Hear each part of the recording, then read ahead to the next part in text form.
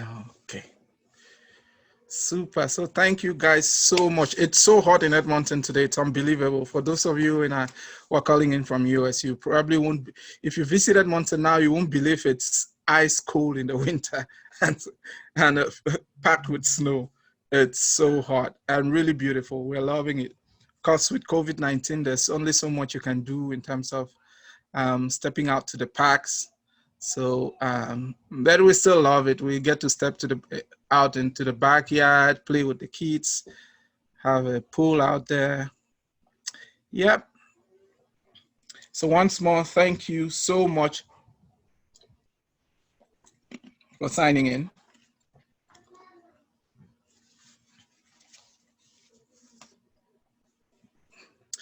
Okay, I guess we have to start up right now. I've said thank you a few times. Should I say it one more time? Thank you. That's how important it is. Thank you so much for signing in. Like I said earlier on, a messenger is useless if he has no audience for his message. So the fact that you're here it's a privilege for me. Somebody asked me, why don't you market? Why don't you produce stuff and market it out? It is relevant for the community. I said, it's first of all a passion. And the passion means I have a drive to deliver something I feel is important, something I think we are missing, a piece that I think we're missing as a society. So that's the essence of, that's why I give these talks. That's why, for me, that's why I present a message. In the past few weeks, we've had these discussions. Today, we'll be talking about focus, and specifically on focus, we'll be looking at how to deal with distractions. I'll try to make it as brief as possible, so hopefully we can get some questions. So to start off, I would say, again, this is not clinical counseling, so if someone is really, really depressed, I would encourage them to go see a clinical counselor, because this is more from a coaching perspective. Oh, I hope my computer works. Okay. Talking about focus and distraction, these are two words that are sort of related. And as we discuss, I'll connect them and then give some suggestions. And I often say that the essence of these talks is not to present solutions per se, but to present an opportunity where you, the listener, or we can brainstorm and reflect on where we are at any point in our lifetime.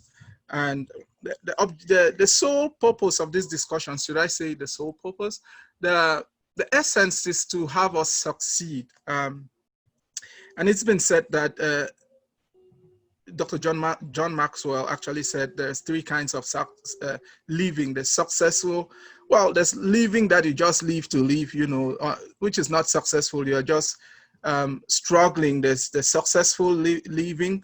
Then there's the one that you actually have an impact in the life of people, which is, so it's not stuck within one's own self. And so again, the essence of this discussion is to help us, give us a drive to succeed in life and not just live like Methuselah lived for 900 years and only had children. And so again, back to focus. What is focus? It's the ability to set one's mind and attention on a particular course until a desired result is achieved. So your ability to set your mind on a specific course until you achieve the desire that you want. And as you well know, I've written a book on focus. If you don't know, I've written a book on focus.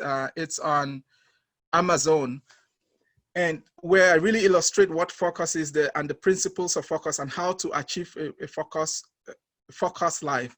And the one thing I found out as I was doing the research is that there's this incident where Warren Buffett was, in fact, Bill Gates was actually visiting Warren Buffett, and then they went out for dinner. And as they sat in the restaurant, a waiter approached them and said, "What's this one thing that you think is the most important ingredient for success in life?" And they said in unison, that's without even consulting each other. They just said, each of them said, "Focus." Focus is very, very important. In fact, it's so important that especially nowadays, because as you well know, we are super distracted. Divided focus is due to distraction. When our focus is wavering, then we are actually distracted. And I thought to throw in this picture from the LA Times. It's a depiction, to me, a depiction of life. This is how life is nowadays. You know, when you're doing something and you have your phone, you have the phone buzzing around, and you have to tend to it. And when you're studying, there are a couple of students in here. When you're studying, you have your phone buzzing, there's a friend calling, and just when you feel like you're into the groove and getting some understanding your notes, that's when a call comes in. And so that's distraction. When your focus wavers, your focus is blocked, so to say. And this picture, to me, is a depiction of life now. It's like driving down the street. There are many signboards that are calling to our attention. There are, people honking, there's people crossing the road, yet we have to stay focused on the destination. And we're going to drill, I'll give a few points on how to stay focused, how to evade distraction. And why is dealing with distraction important? Before I even move into this, I think I should mention the fact that so when we are focused on what I'll call the object of our focus. We want to achieve a goal. Distraction comes to try and take our attention off the goal that we have. That's the relationship between distraction and focus. So in our attempt to deal with distraction, we'll be explaining how we can focus. So that's how the discussion will go along. So why do we need to deal with distraction? Of course, it reduces performance.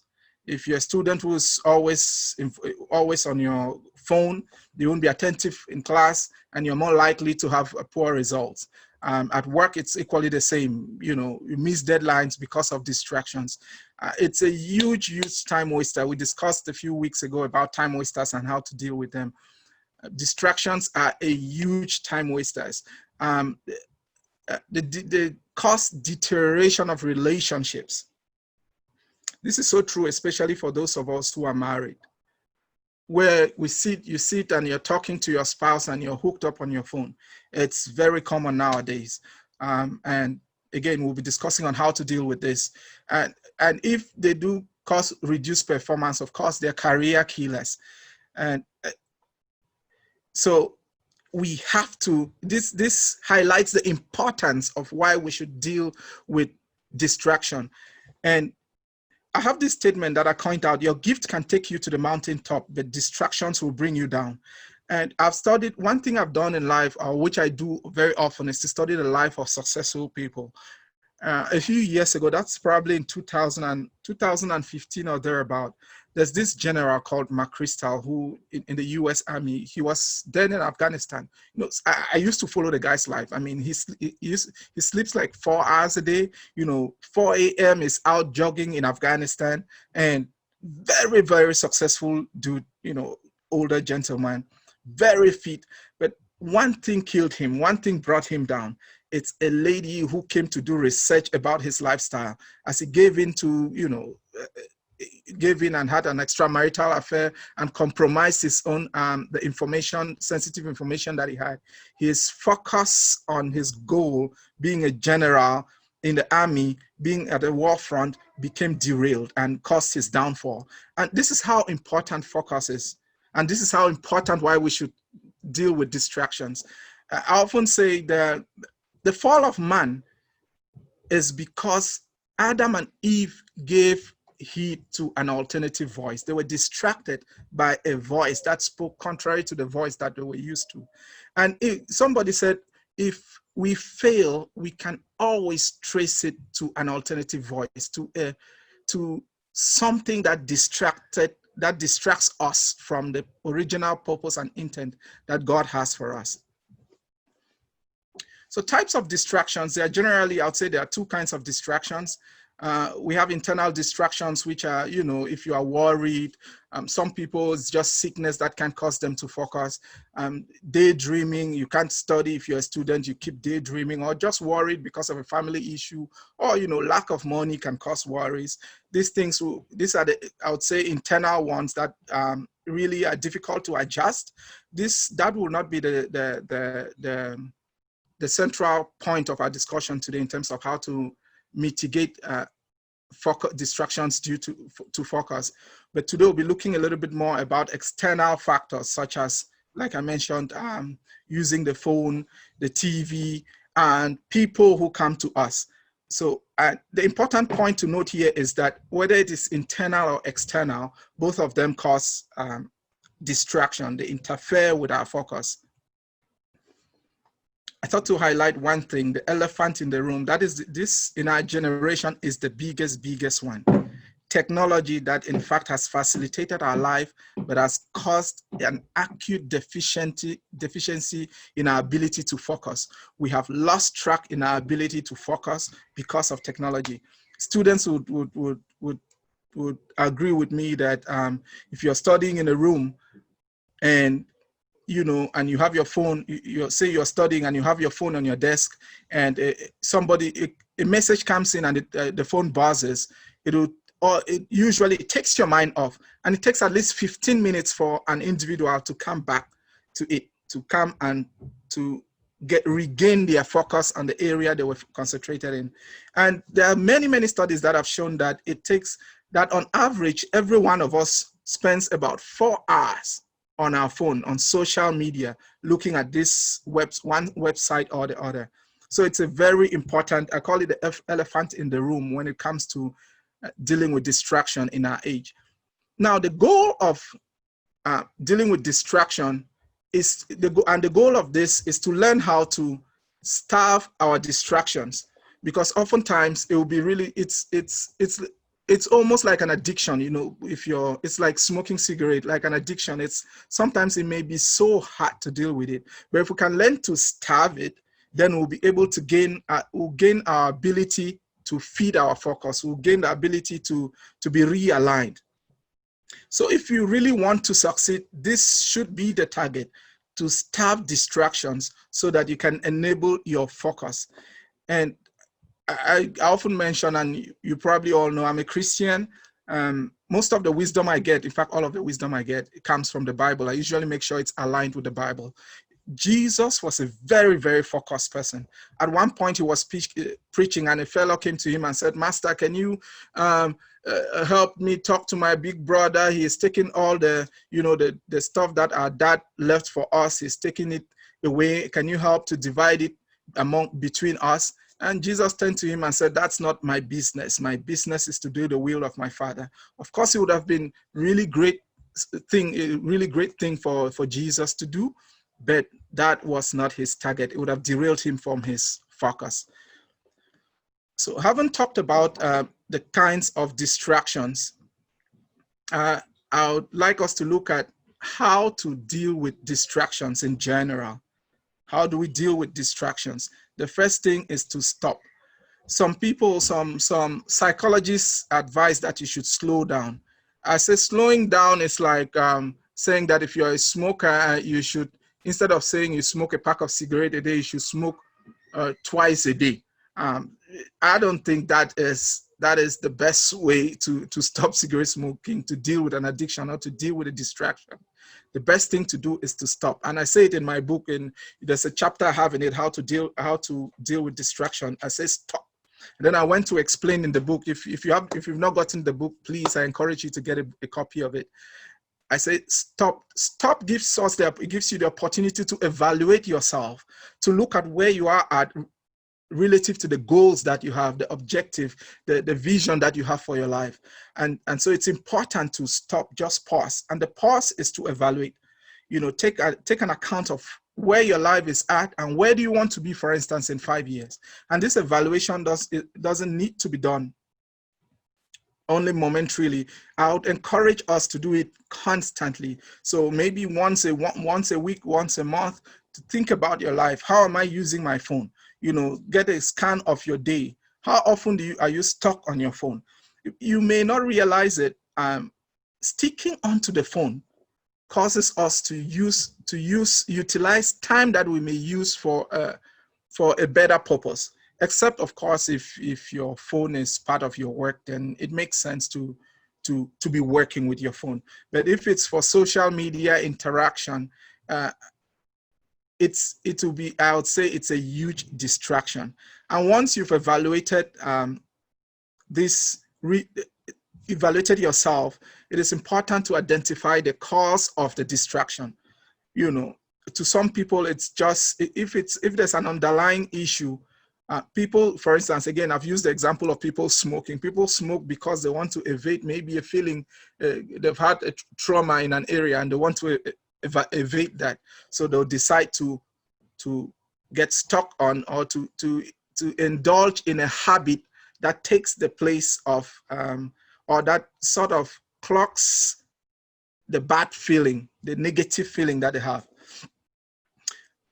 Now, that is in general. Dealing with social media, remember I called social media the elephant in the room. Social media is the big one in the room. If we can deal with it, we are 50% ahead.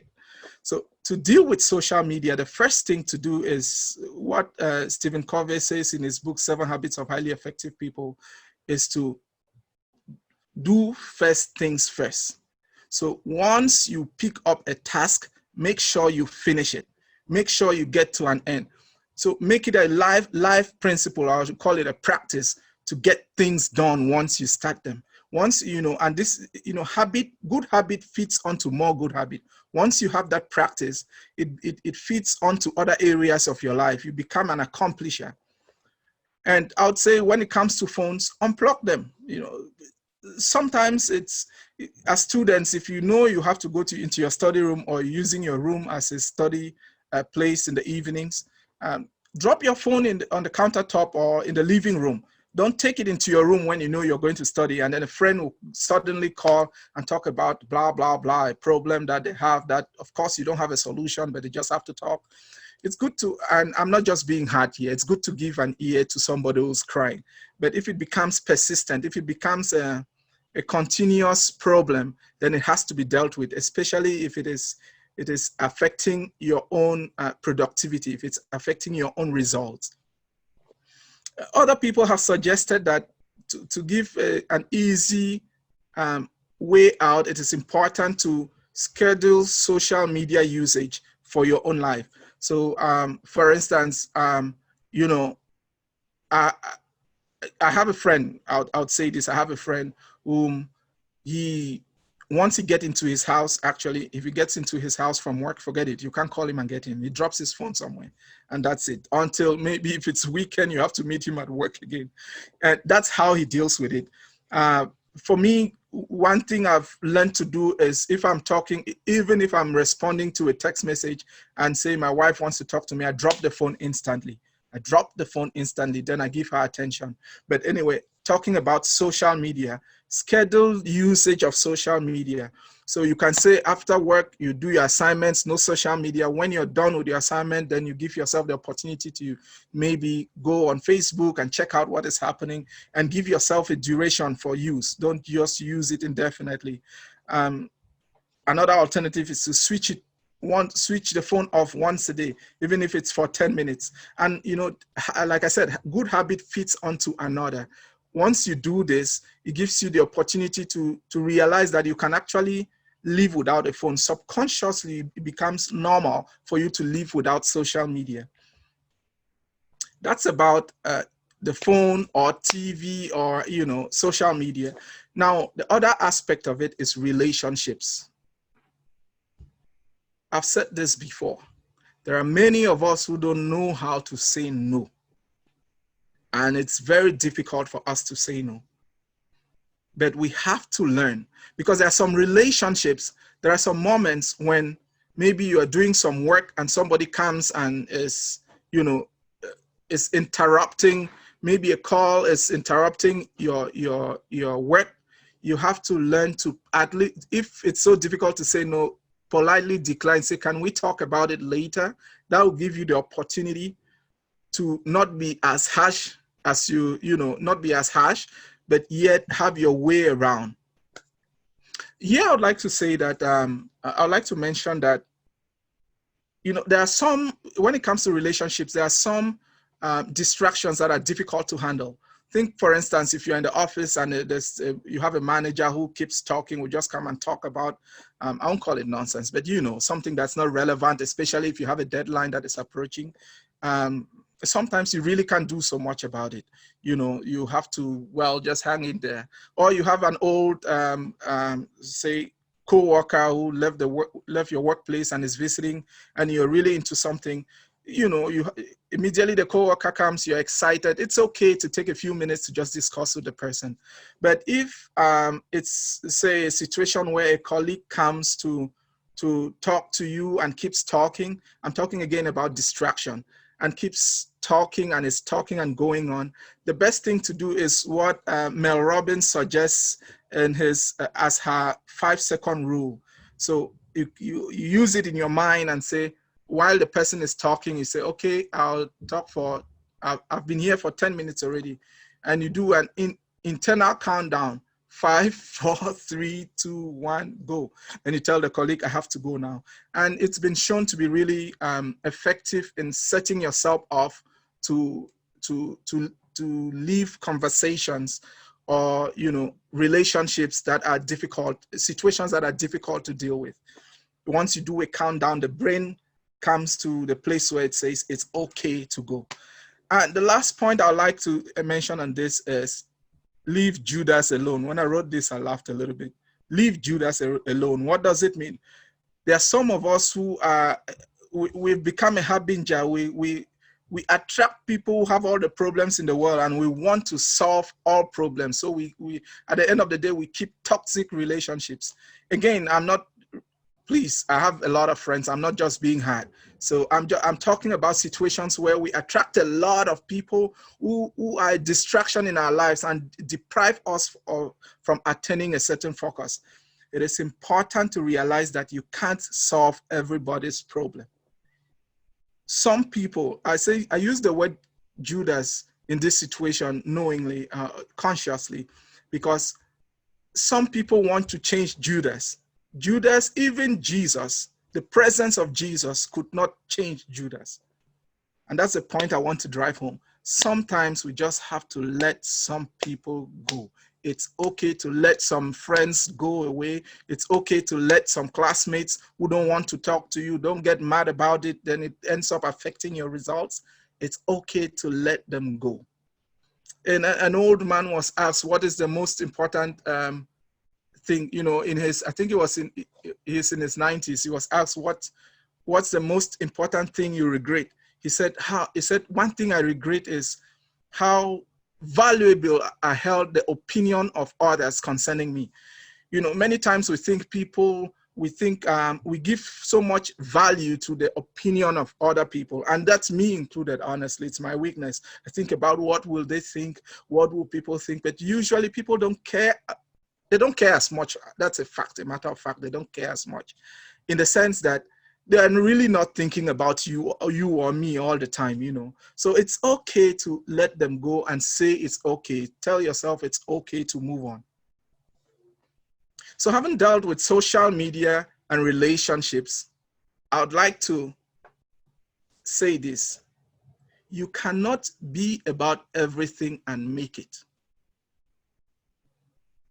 You cannot be about everything and think that you will make it in life. An example I often say, and I'll mention here, if we mention the name Tiger Woods, what comes to mind? Golf. If we mention Bill Gates, we say computers, Microsoft.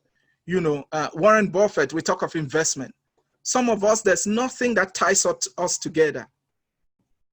There's nothing that ties us together. When Jesus started his ministry, scripture says he picked up the Bible and opened to Isaiah and said, the Spirit of me is upon me, because he gave his mission statement. He has anointed me to this, heal the brokenhearted, set at liberty those who are bound. He said a lot of things that defines his mission.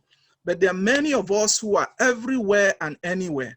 Even a plane, when it leaves its destination, when it leaves one airport, has a destination which is announced to everybody.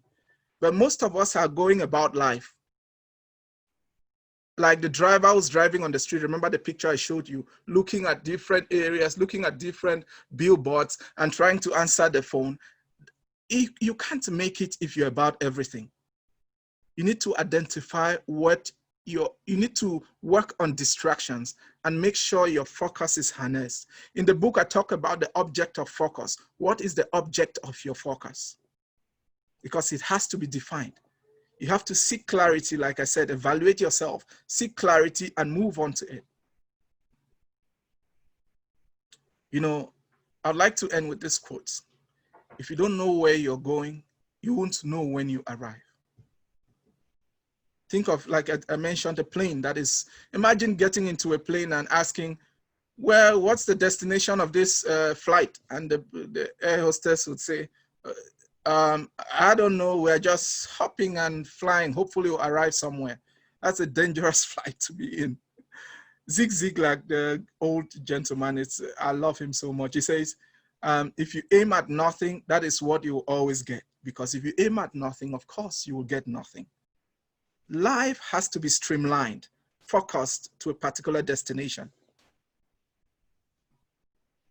Another person says, you don't have to be great to start, but you have to start to be great. There are many of us who are lingering and not focusing on anything and daydreaming about greatness. If you study the life of basketballers, I mean, the NBA players, these guys suck their life in, they give their life everything. LeBron James, you know, doing a lot of hoops early in the morning. Look at the life of Jesus again. Look at the life of Paul. You will go study and pray in the mountains in Arabia. That's Paul. Jesus will go to the wilderness. Bible says a long time before it was day. Before it was morning, it was dawn. But most of us are living, doing many things and aiming at nothing. Distracted every day. This is the essence of this discussion, to help us come to a point where we identify one thing, two things, maybe just three, that we know we can pursue in life. I call it a legacy.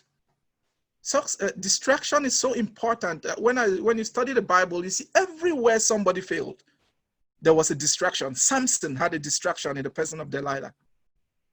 David, Bible says when it was a season for kings to go to war, he stayed back at home. Then distraction came. He stood at the window and saw a beautiful woman, and that's how he lost half of his kingdom. Apostle Paul says, therefore I do not run like someone aimlessly. I do not fight like a boxer beating the air. He was a focused, very focused person.